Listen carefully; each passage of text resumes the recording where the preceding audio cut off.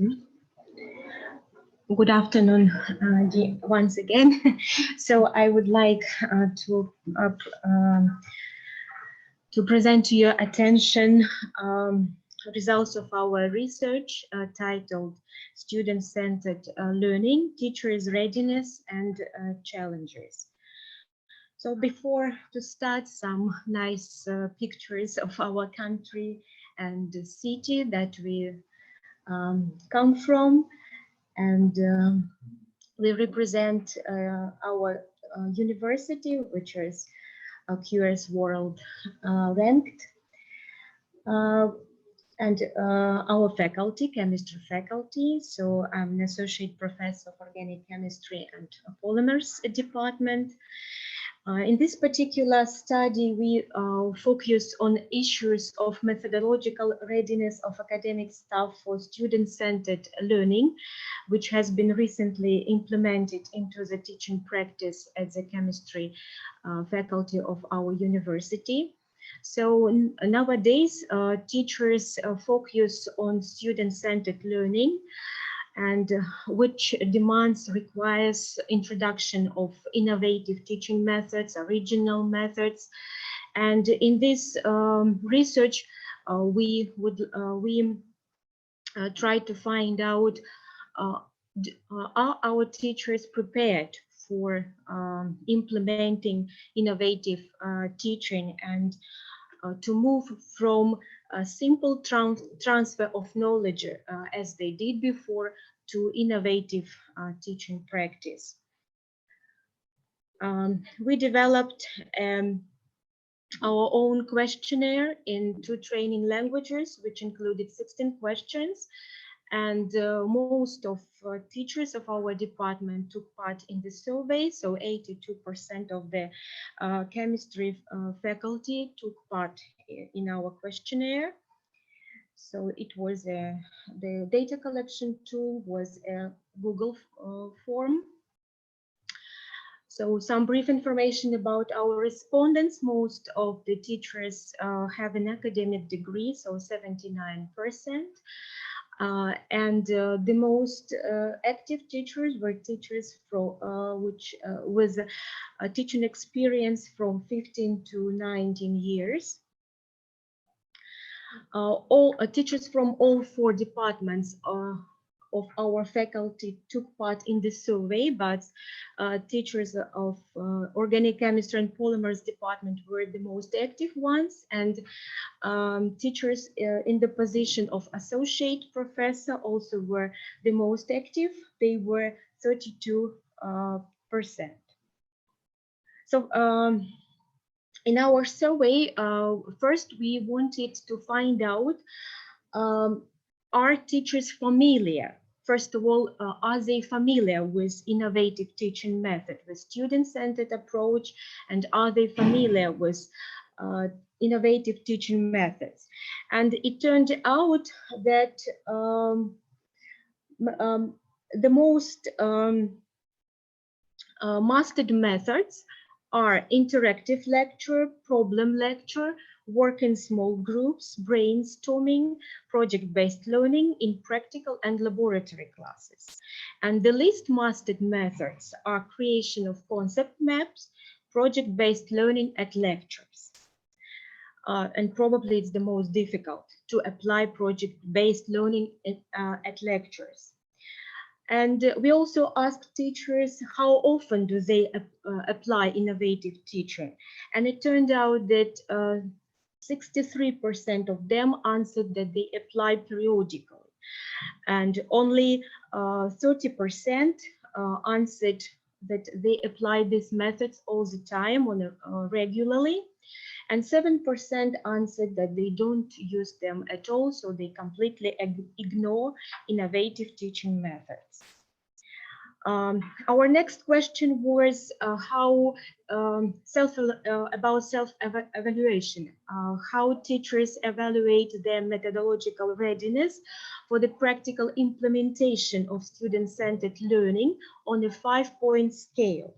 And only 23% of our respondents confidently use methods of student-centered learning. So they assessed their methodological readiness at the 5-point.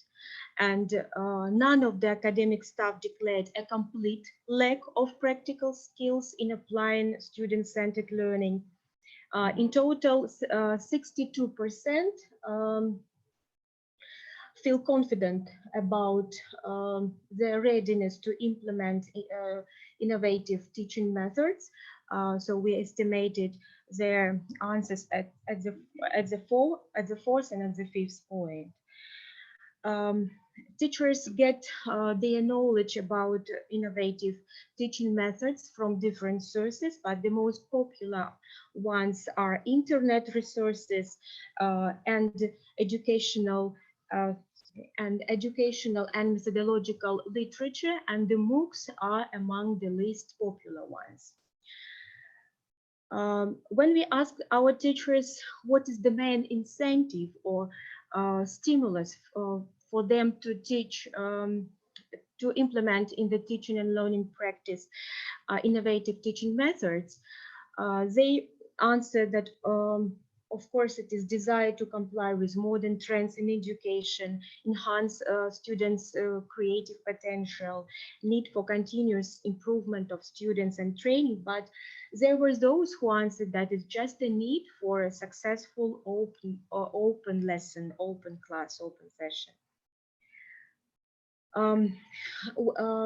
The next question was how often do you use innovative teaching methods, and exactly what teaching methods do you implement in the teaching practice? And so 67% out of 100 answered that they apply interactive lecture. So the most popular methods among teachers of our faculty were interactive lecture, work in small groups, almost 50% out of 100, and problem lecture. And 7% answered that they do not use active learning methods, as the previously saw in the previous slides. So teaching methods declared for in-depth study were creation of concept maps, innovative methods in online mode, and case study method. So there are some bar diagrams confirming the data from the previous slide.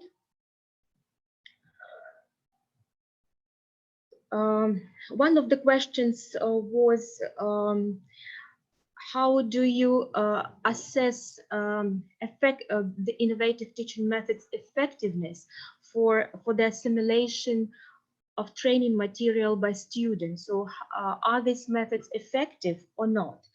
And we ask our teachers to assess once again on a 5-point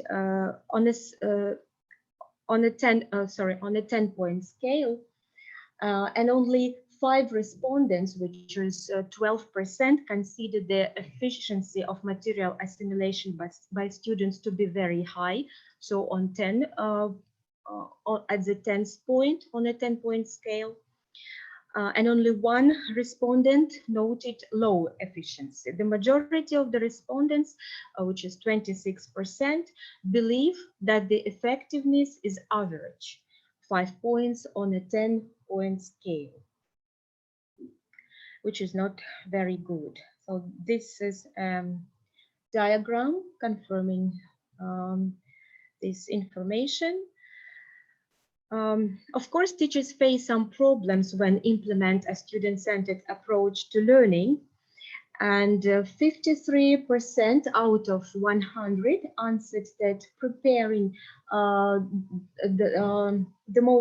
of the most important problems that the teachers face is preparing for classes, requires more teachers' time, and as well as students' unwillingness to take responsibility for managing projects and activities inside and outside the classroom, so 51% out of 100, and 39% of teachers face such a problem as uneven assimilation of knowledge by students, especially in a group work, when it's quite difficult to assess which or who done the most part of the biggest part of the project.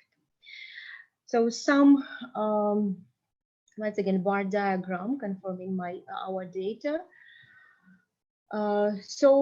And of course, teachers gave some suggestions how to solve these problems arising from the implementation of student-centered learning and implementation of innovative teaching methods.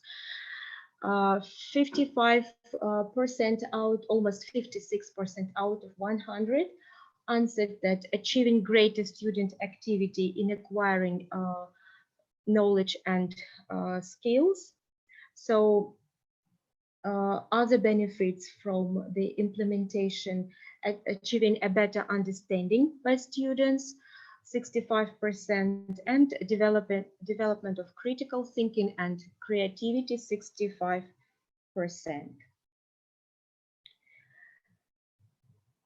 So, of course, our research has a limitation because we interviewed only teachers from the chemistry department, but in future, we plan to interview teachers from all the university, natural sciences department and humanities department, and also from other universities in Kazakhstan. So what we have found in our research, that a total of 93% of respondents positively perceived the need to introduce innovative teaching methods into the educational process, but only a 30% of teachers surveyed apply innovative teaching methods regularly.